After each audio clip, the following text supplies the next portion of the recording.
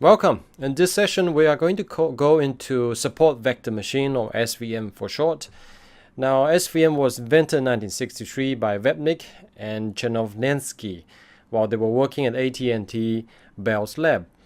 Now, later on, Vepnik joined the Facebook AI research in November 2014. Now, later on in 1992, Boser, Guyon, and Vepnik suggested a way to create a nonlinear classifier by applying the kernel trick to a maximum margin hyperplanes. We'll go through that a little bit in depth in this session.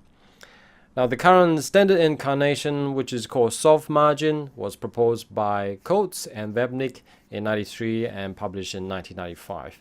Now, there are some references here that you can actually refer to. I will make use of this support vector machine JavaScript demo created by Karpathy. Now, Karpathy was a professor in Stanford.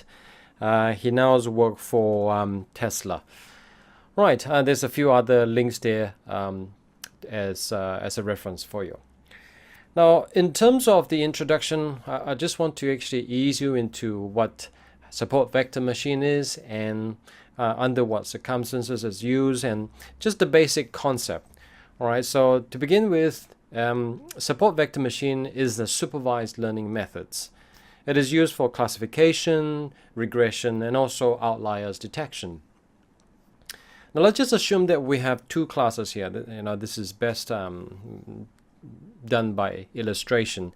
You have black and purple dots. Okay, so there are these groups of dots, and there are these groups of dots or observations in real life. There's black and purple.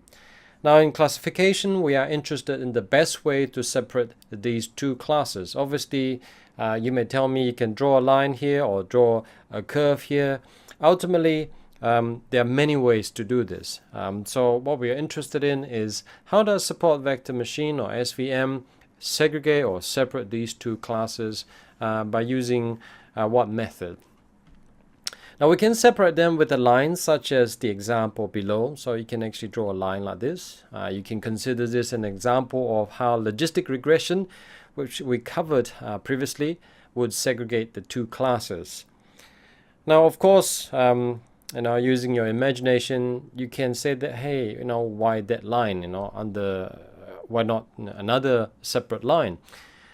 However, there are infinite lines in the two-dimensional space, or hyperplanes in three-dimensional space, that can be used to separate the two classes, as the example below shows.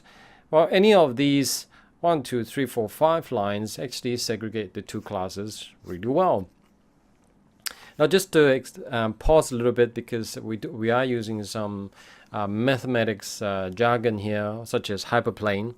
I just want to explain that a little bit. The term hyperplane essentially means it is a subspace of one dimension less than its ambient space.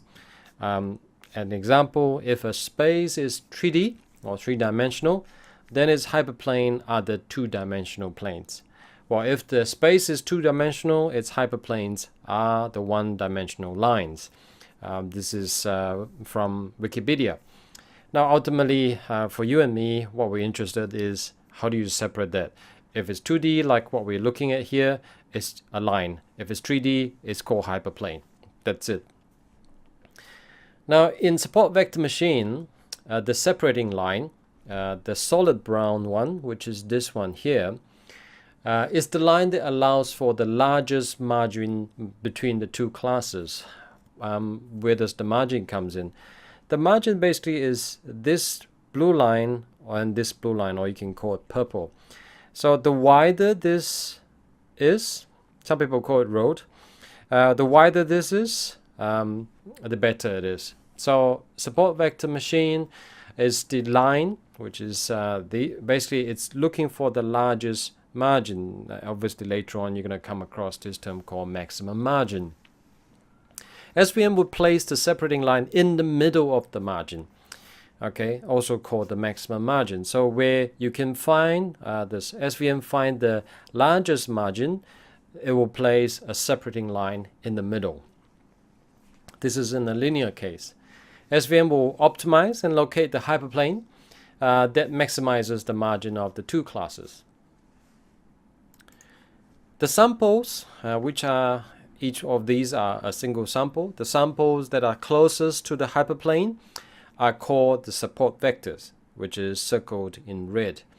And I've already marked it here. The separating line is this brown line here. The margin is where the maximum margin is, which separate the two groups or two classes or clusters of observations. Now these three here is called the support vectors, these three and these two. Now therein lies the term support vector machines. Those 5 points are essentially the support vectors that give you the maximum margin. It actually set the boundary of where you actually draw those margin. Ultimately, the margin is the one that determines what the separating line is. Now we're not going to worry about the mathematics that goes into all of these. Essentially what we understand is how does this work and where the potential strengths and weaknesses are. Okay, so let's go into some of the classification here. Now, when the support vectors machine was originally created, there is such a thing called hard margin, meaning it only takes where the line is supported by the support vectors, and that's it. All right, and it doesn't allow for any violation of that at all. So it's strictly based on those that are at the margin between the two classes. Now, right away, you can tell that this is obviously going to pose a problem. The line is obviously set by 2 points. Now, if you have an outlier here, your line is going to tilt this way. And that's where the weaknesses of support vectors machine used to be. And that's where it is really sensitive to the outliers. So it has the same characteristics or similar problem with the normal linear regression. And this also have the same problem if you use the hard margin classification. Hence, the new invention or so-called soft margin classification comes in. This is where the margin was widened and violation of that was allowed. Meaning we allowed violation, the line were allowed to actually go further in rather than strictly those in the boundary. Now with Python scikit-learn, you can control the width of the margin. You can control it with a parameter called or hyperparameter called C.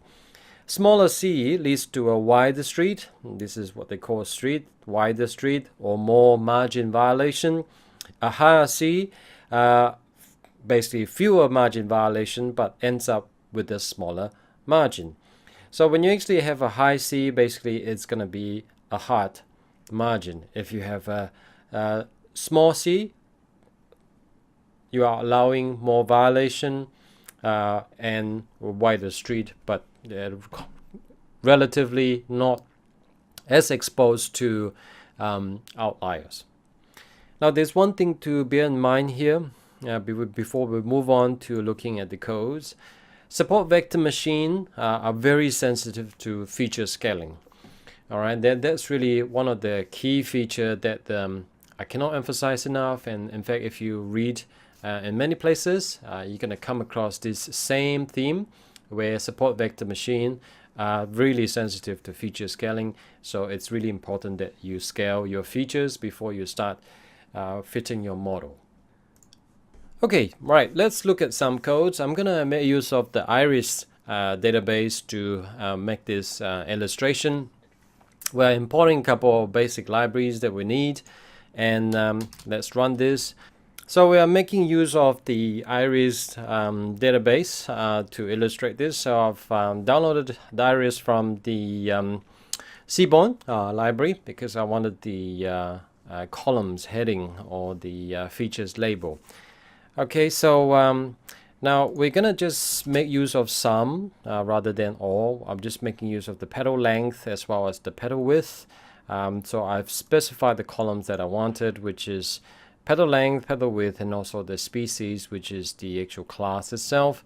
And also, this is the actual slicing that I'm looking to do. Now, for those who are not familiar with the iris database, there is 3 types of flowers in here. There's the setosa, there is the virginica, and the other one, let me just, species dot unique. Oops, long type.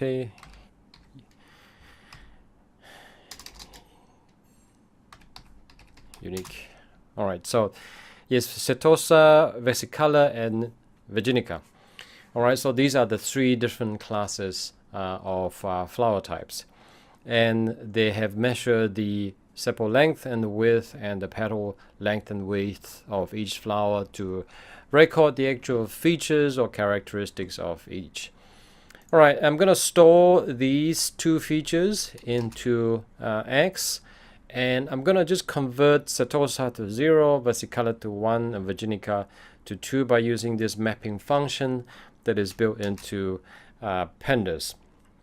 And then after that, I'll store it into the variable called y. So we've already set up the basic parameters to do our analysis. Right, if you want more documentations, these are provided for you here for now. I'm just going to look at 2 linear SVC as well as the SVC. Now, similar to SVC with parameters kernel is equal to linear, but implemented in terms of lib library linear or lib linear rather than the lib SVM. Both of these are actually from a Taiwanese professor, which I will provide the link towards the end. So the lib linear has more flexibility in the choice of penalties and loss function and should scale better to large number of samples. Whereby the SVC is a C-supported vector classification. Now this is based on the lib SVM or library support vector machine. The fit time complexity is more than quadratic with the number of samples, which makes it hard to scale to datasets with more than a couple of 10,000 samples. Right, so we're going to set C is equal to 1, classification or CLF is equal to SVM.SVC, so we are using this, and the kernel is linear, and we're setting C is equal to 1 here. So we're going to fit that, right? Okay, and we're going to run a predict, okay, of 6 and 2. So let me pull up a chart that I've prepared earlier. All right, this is the chart that I prepared earlier. Let me just shrink this a little bit so that we can actually see our codes. Okay, actually before I move on, I better explain what this is. This is actually Orange. It's a software that basically allow you to do a lot of very quick analysis and machine learning and visualization. I'll be using it a little bit just to actually help to illustrate some of the intuition here. So what we have plot here is the petal width and also the petal length. The iris setosa, which is this blue one here, is in this corner, whereby the petal length is quite short and the petal width is up to, well, let's just say around 0.7. The iris versicolor is the red one, and what you can see here is that they are clustered around here. The length for the petal range from 3 to approximately 5 just over 5. And the versicolor's petal width range from 1 all the way to 1.6. And if we look at virginica, it overlaps in terms of the petal length from just under 4.5 all the way to around 7, and the petal width goes from 1.4 all the way to about 2.5 here. So we're running a predict with 6 being the petal length and 2 being the petal width. So when we run this predict, it tells us that it is in the class of 2. Remember early on, I converted the so-called species from string to numbers. So here it predicts that it's 2, which is virginica. And if we look at the virginica, which is the green one here, 6, 2 is actually deeply in the virginica territory. So the prediction that's done by this support vector classification with the linear kernel is correct. Okay, right. Let's plot this, and so that we can actually visualize how the classifier that we have actually fitted here perform in this, or how does it actually segregate the two class. Right, if you look at this, what can we actually observe? We can see that these black dots here, I might pay to actually have some color. Okay, I've replotted so that you can see better now. The darker color one is the Virginica. These lighter color is versicolor, and finally these are the setosa. All right, so using this classifier that we have run here, it basically because this is a linear. All right, so this is actually a linear kernel. What you can see here is that it segregate the setosa with the rest really well, but it's struggling, or it's struggled to actually segregate between the versicolor as well as the Virginica. As you can see here, is that it has misclassified 1 and 2 here. Now looking at this original plot that I've shown you earlier, so this is way too big. Let me change it to 60%. Still too big. All right, and change the height to 40%. Okay, all right, that's better. All right, so what you can see now is that it can fit in, and you can see that these three classes clearly here we have actually plotted out. You can also see these three classes, but the segregation line is also drawn here. This is where the separating line that we talked about early on, the separating line, and these. If you want to look for the support vectors, these three will be the support vectors, those two, and these two here. So obviously you can actually change the C. All right, right now is 1. You can obviously reduce it, make it smaller. So what does that do again? So the smaller C leads to a wider street, but more margin violation. A higher C with fewer margin violations, but end up with a smaller margin. Now with that, I'm going to end this video. What I'd like you to do though is to actually take a moment and walk through the codes, except that I want you to change the C to a smaller number like 0.01. And pause this video, run these 4 lines and see what observation do you get. And when you come back, I will show you my result, and we can actually, I will summarize the video before we move on to the next portion. Welcome back. I hope you tried that out and got some result out of that. So I'm going to run mine, and so that I can actually keep the earlier one, so that I can keep my earlier charts. I'm going to just copy and paste the codes here. Right, so let's just run this. Okay, and plot that out. Okay. Right, what we can see here is that because of the software margin, there are more violations now. There's 1, 2, 3. Well, this one's barely okay. Same as 3. This is 2. This is 3. So there are actually more errors. And with this, you can actually also see the this is marginally on the basically sitting on the separating line. So with that, I'm going to end this video. In this lesson, what we've covered is basically some basics of the history of support vector machines, and a little bit of the background and how does the concepts of support vector machine works, how does it actually draw the line itself, and basically using what is support vectors, what is margin, and what is the separating line, and how does it actually identify or locate or plot this separating line to segregate the different classes. Ultimately, it uses this maximum margin principle, as well as using soft margin to ensure that it actually can segregate and also not too affected by the outliers itself. And when we come back, I'm going to go into implementing the support vector machine, and we'll look forward to seeing you in the next video.